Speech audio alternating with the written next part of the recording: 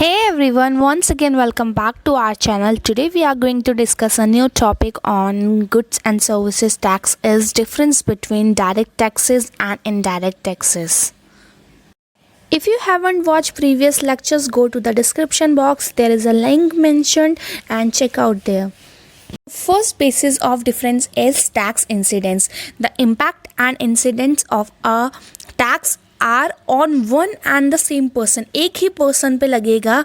जो direct tax होता है वो सिंगल पर्सन पे लगता है, वन पर्सन पे. ठीक है.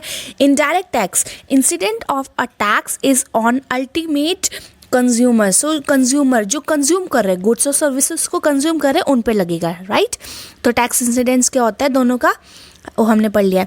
Levied on next basis is these are levied on person. एक पर्सन पे लगता है. These are levied on goods and services. Simple. ठीक है. नेक्स्ट आ जाता है collection of tax. Indirect tax collection of tax is difficult. So जो डायरेक्ट टैक्स का कलेक्शन है डिफ़िकल्ट होता है. Indirect tax collection of tax is easier. So collection of tax indirect tax में क्या होता है ईजियर होता है. ईजिली कलेक्ट कर पाते हैं प्रोडक्ट के थ्रू जो कंज्यूमर कंज्यूम करते हैं. Okay. Shifting there is no shifting of burden. जो डायरेक्ट टैक्स होता है वो किसी और के ऊपर शिफ्ट नहीं होता. उसका बर्डन उसको खुद ही पे करना पड़ता है. बट इनडायरेक्ट टैक्स में क्या होता है there is shifted of burden to ultimate consumer. Consumer के ऊपर कंज्यूमर दूसरे कंज्यूमर के ऊपर वो करते हैं. ठीक है. एग्जाम्पल्स क्या हो जाते हैं डायरेक्ट टैक्स के. Income tax, wealth tax, professional tax, house tax, water tax, electricity tax etcetera. These all tax are direct taxes. ठीक है. सेल्स टैक्स इनडायरेक्ट टैक्सेस में कौन सा आ जाता है. Sales tax, VAT, custom duty, service tax, exercise duty etcetera. Presently अभी क्या चल रहा है इन सब चीज़ों को हटा के जीएसटी चल रहा है. जीएसटी प्लेस्ड हुआ है मेजॉरिटी ऑफ इनडायरेक्ट टैक्स.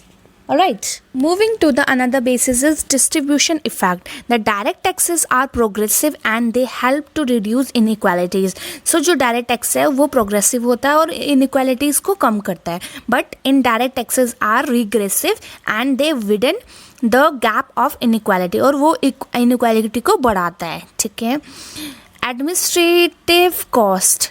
जो administrative cost of direct tax है वो more than that of indirect. Indirect tax से ज़्यादा है. And the administrative cost of less of indirect tax. जो इनडायरेक्ट टैक्स है उसमें क्या है कम है जो एडमिनिस्ट्रेटिव कॉस्ट है. Right. Moving to the second last basis is flexible. Direct taxes are more flexible than that of indirect tax. Indirect tax से डायरेक्ट टैक्स क्या होता है मोर फ्लैक्सीबल होते हैं.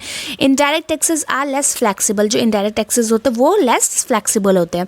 Growth oriented. Next basis is growth oriented. Direct taxes are less growth oriented than indirect tax. जो direct tax होते हैं वो कम ओरिएंटेड होते हैं इनडायरेक्ट टैक्स से. बट जो इनडायरेक्ट टैक्सेस है वो are more growth oriented than direct taxes. उससे ज़्यादा होते हैं. ठीक है. आई होप अब आपको डिफरेंस बिटवीन डायरेक्ट टैक्स और इनडायरेक्ट टैक्स सब अच्छे से समझ में आ चुका होगा. एंड अगर आ गया है तो please comment down below. And if you are new this channel please don't forget to subscribe my channel. Subscribe करना बिल्कुल मत भूलना. एंड डिस्क्रिप्शन बॉक्स में चेकआउट करो जो प्रीवियस लेक्चर्स हैं. And thank you for watching.